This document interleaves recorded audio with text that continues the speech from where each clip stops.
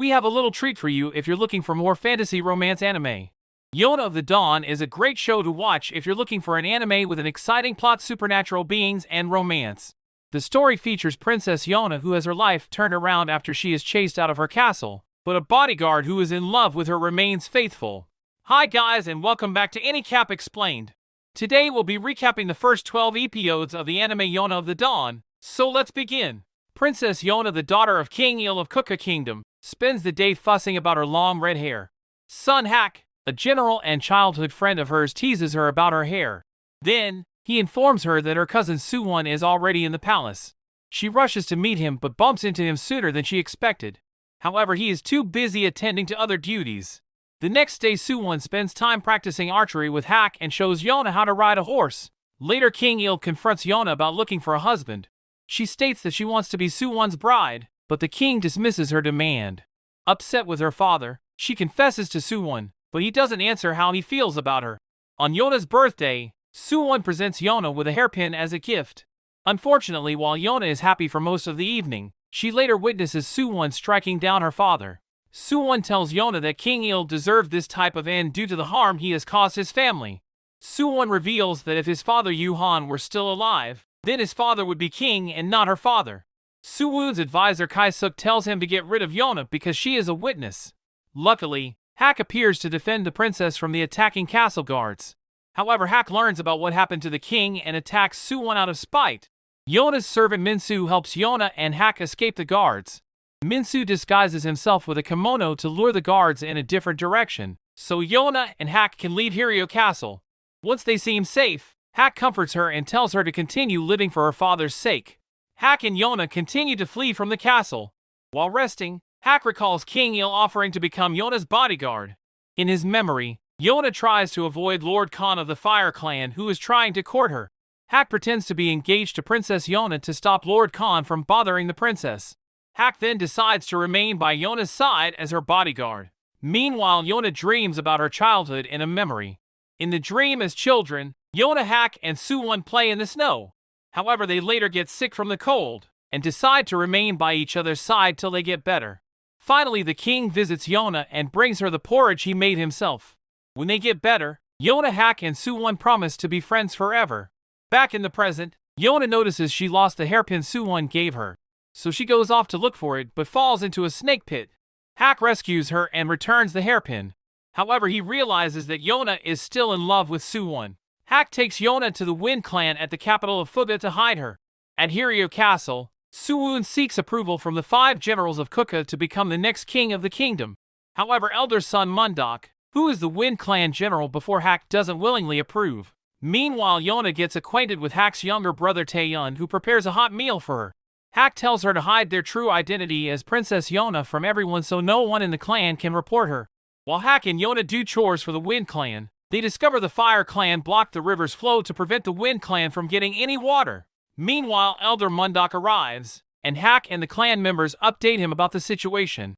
Later in the evening, Taeyun falls ill and they learn that the Fire Clan intercepted the merchants that were supposed to deliver medicine and water to them. Because of the Fire Clan's constant efforts to stir up trouble for the Wind Clan, Hak requests Mundok to become the general of the Wind Clan, and accepts Soo-Won as the king as he goes into hiding so the clan will remain safe. As Taeyun's condition gradually improves after taking his medicine, Yona witnesses the extent of harm the Fire Clan is doing to the Wind Clan. She thanks Taeyun for taking care of her and leaves to find Hak. She convinces Hak to let her join him. Mundok advises them to find an oracle who can see the future of the Kuka Kingdom.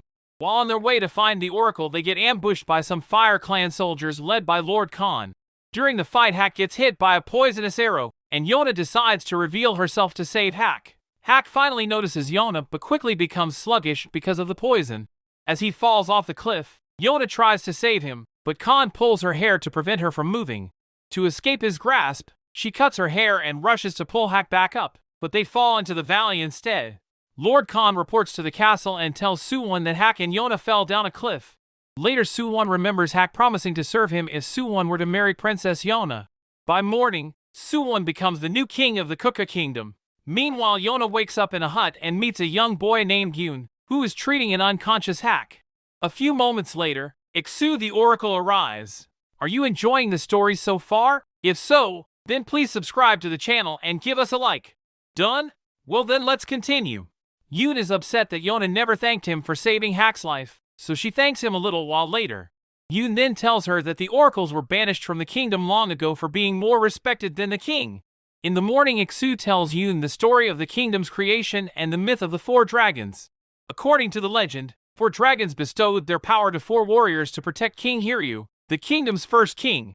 Iksu instructs Yona to find the descendants of the 4 dragon warriors to fulfill her destiny. Before Hak and Yona set out to continue their journey, Yoon cuts Yona's hair and tailors her a dress to wear. When Yona speaks to Iksu, Yoon overhears that Iksu requested Yona to take Yoon with her on her journey. Yoon confronts Iksu, but Iksu tells Yoon that he has to see the world for himself. So he leaves to think about the upcoming journey and finds himself remembering the time he met Iksu. When they met, Iksu traded his shoes to give a potato to Yoon. He tells Yoon he is an oracle and teaches the young Yoon how to make sandals out of straws. Iksu eventually leaves, and Yoon makes a living making sandals. When Iksu returns, he tells Yoon that he will be going and might not be able to see him again. Yoon pleads Iksu to take him in so he can take care of him. In the present, Yoon makes new sandals for Iksu, and Iksu convinces Yoon to join Yona on her journey. Finally, they bid each other a tearful farewell. The following day, Yoon leaves with Yona and Hak. Yona, Hak, and Yoon are making their way to the border near the Kai Empire when they decide to stop by a village to stock up on supplies. Hak leaves to buy a bow and sword while Yona and Yoon remain in the tavern. When they rendezvous with Hak, Yona asks Hak to teach her archery so she can defend herself in battle. Hak eventually agrees and they practice. She gets better but cannot hunt because she doesn't want to injure any living being. So Hak tells Yona to make him a target.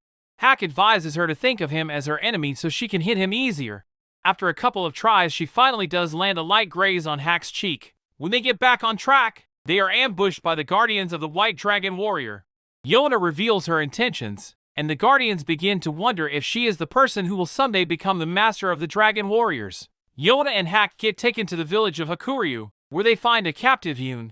When the villagers learn that Yoon is Yona's traveling partner, they immediately release him. One of the villagers informs them that Yona is possibly the descendant of King Hiryu, the Crimson Dragon King. When Yona meets Kija, the White Dragon Warrior, he immediately recognizes her as his master, the Crimson Dragon Princess. He travels with them to do his duty as the White Dragon Warrior. The village prepares a banquet for their honor while Kija and Hak argue over who should protect Yona. Kija demands that Hak leave, but Yona refuses and says Hak is a critical friend. At night, the group enjoys the banquet before they go. In the morning, the village and Kija's grandmother bid Kija and Yona farewell. While traveling, Kija senses that the Blue Dragon Warrior is the closest to their location. A group of bandits try to rob them, but Kija and Hak swiftly defeat them. Through the fight, they grow mutual respect due to their desire to protect the princess. The next day, Yoon tries to make sense of Kija's vague instructions on where the Blue Dragon Warrior might be. However, when they visited all the possible areas Kija described, no Blue Dragon Warrior was found. Kija grows frustrated over his inability to tell where the Blue Dragon Warrior is. In the evening, while they rest, Kija witnesses Yona practicing archery. He gets inspired to protect her even more. The next day, Yoon knows where the Blue Dragon is. The group finally arrives at the village of Saryu, a seemingly inhabited location because the people live inside a network of caves. When Kija asks about the Blue Dragon Warrior, the villagers insist that they know nothing about the legend. However, the village elders offer them a place to stay for the evening after they notice Hak's injury. Instead of resting, the group decides to explore the caves, but Yona gets lost after chasing a squirrel. Yona encounters a male villager who tries to harm her, but she gets rescued by the Blue Dragon Warrior.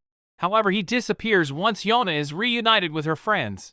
A flashback reveals that the Blue Dragon Warrior is feared in the village because his eyes can cause paralysis. The warrior was trained to fight with a sword and control his powers by a man named Awo, who became blind before passing. This anime is great for those who like historical and fantasy drama.